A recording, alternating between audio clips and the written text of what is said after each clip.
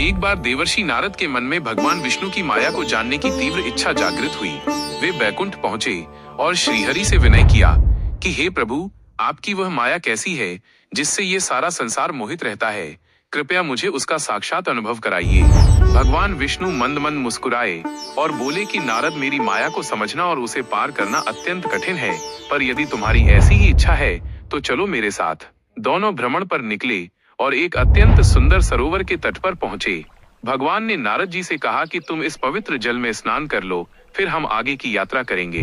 जैसे ही नारद जी ने सरोवर के जल में डुबकी लगाई, एक क्षण के भीतर ही उनका पूरा स्वरूप बदल गया। उनकी वीणा और मृग चर्म लुप्त हो गए और वे एक अत्यंत लावण्यमयी स्त्री के रूप में परिवर्तित हो गए। आश्चर्य की बात यह थी कि जल से बाहर निकलते ही वो स्त्री अपना पिछला सारा परिचय भूल गई और उसे ये तनिक भी याद नहीं रहा कि वो कभी नारद मुनि थे। तभी वहां से राजा तालध्वज अपनी सेना के साथ गुजर रहे थे। उस निर्जन वन में उस अनुपम सुंदरी को देखकर राजा उन पर मोहित हो गए और उनसे विवाह का प्रस्ताव रखा। वो स्त्री, जिसका नाम सुशीला पड़ा, राजा के साथ उनके महल चली गई।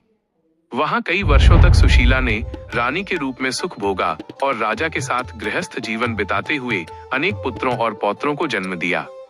वो ममता और मोह के जाल में ऐसी फंसी कि उसे संसार के सुखों के अलावा कुछ और सत्य नहीं लगता था। समय बीतता गया और एक दिन राजा तालध्वज के शत्रुओं ने उनके राज्य पर आक्रमण कर दिया। उस भयानक युद्ध में सुशीला के सभी पुत्र और पौत्र एक एक करके रणभूमि में वीर गति को प्राप्त हो गए। अपने पूरे परिवार का विनाश देखकर सुशीला शोक के सागर में डूब गई और दहाड़ मारकर विलाप करने लगी। उसका दुख इतना असहनीय था कि वो अपने प्राण त्यागने को आतुर हो गई। उसी समय भगवान विष्णु एक वृद्ध ब्राह्मण का वेश धरकर वहां आए और विलाप करती सुशीला को ढांढस बंधाने लगे।